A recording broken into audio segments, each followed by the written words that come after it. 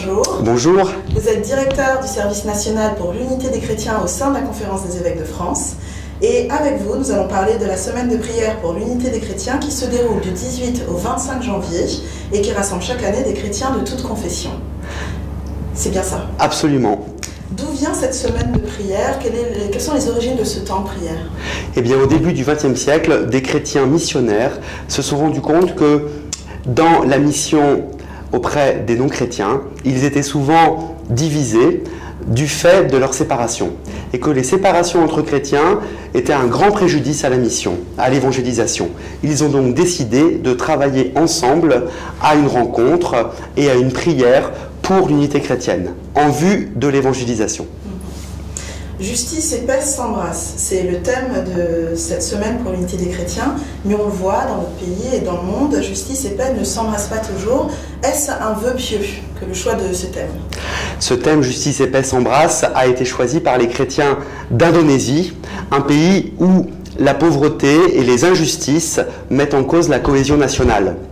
Justice et paix s'embrassent, c'est ce que le Messie apporte. Dans la Bible, nous voyons que la venue du Messie apporte la justice et la paix. Et justement, l'apôtre Saint Paul explique que c'est à nous, chrétiens, qui reconnaissons Jésus comme Messie, de travailler pour que justice et paix s'embrassent, justement.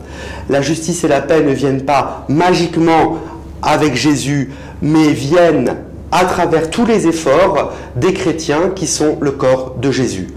Justice et paix s'embrassent, c'est donc un aiguillon pour nous, chrétiens, à travailler au service de la justice, au service de la paix. Notre pays, la France, vit des moments difficiles. Beaucoup de nos contemporains ont l'impression de vivre de profondes injustices. Plus que jamais, nous, chrétiens, nous sommes appelés à nous inviter, à nous respecter, à nous unir les uns les autres pour travailler ensemble au service de la justice. Nos évêques de France ont appelé au mois de décembre à ouvrir les églises, à ouvrir les aumôneries, à ouvrir les salles et les maisons paroissiales pour un débat sur le bien commun. Justice et paix s'embrassent au cours de cette semaine de prière pour l'unité des chrétiens. C'est vraiment l'occasion de participer à ce débat, de réfléchir ensemble quelle est notre vision du bien commun, comment nous nous engageons pour la justice et la paix. Les différences qui existent entre frères chrétiens peuvent paraître importantes. Est-ce que la rencontre est possible malgré ces différences? La rencontre est plus que jamais possible parce qu'on se rend compte que nos différences ne sont plus séparatrices.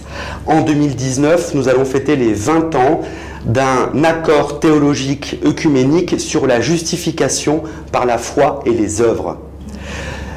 C'était à l'origine de la séparation entre catholiques et protestants. Eh bien, il y a 20 ans, nous nous sommes rendus compte qu'il y avait des différences entre catholiques et protestants, mais que ces différences n'étaient plus séparatrices. Et donc, la rencontre est plus que jamais possible et nécessaire pour entrer dans une reconnaissance des différences et un enrichissement des différences pour devenir davantage chrétiens grâce au trésor des autres traditions chrétiennes. C'est un peu le sens de cette prière que nous prononçons à la messe tous les dimanches. On implore notre Seigneur de nous conduire vers l'unité parfaite.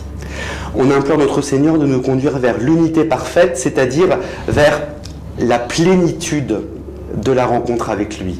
Quel chrétien, fût-il le meilleur catholique, le meilleur protestant, le meilleur orthodoxe, peut dire qu'il est totalement uni à Jésus? Personne, évidemment. Et donc, nous implorons l'unité parfaite, c'est-à-dire nous implorons l'unité totale avec Jésus, d'entrer dans la plénitude de la foi, et nous sommes enrichis par les différents moyens de spiritualité, les différentes rencontres d'autres chrétiens. Dans notre pays aujourd'hui, dans notre société qui se questionne sur son avenir, où on a tendance à exclure la différence, à dire « t'es pas comme moi, tu t'en vas », eh bien, nous chrétiens, nous travaillons à la réconciliation, à l'acceptation des différences, à la réconciliation des diversités. Justice et paix s'embrassent, c'est cela aussi.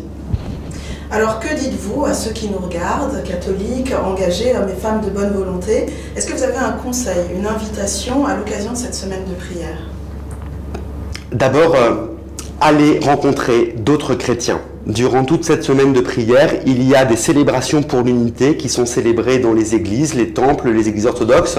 C'est vraiment l'occasion d'y aller et de voir d'autres chrétiens, de sortir des idées reçues ou des malentendus.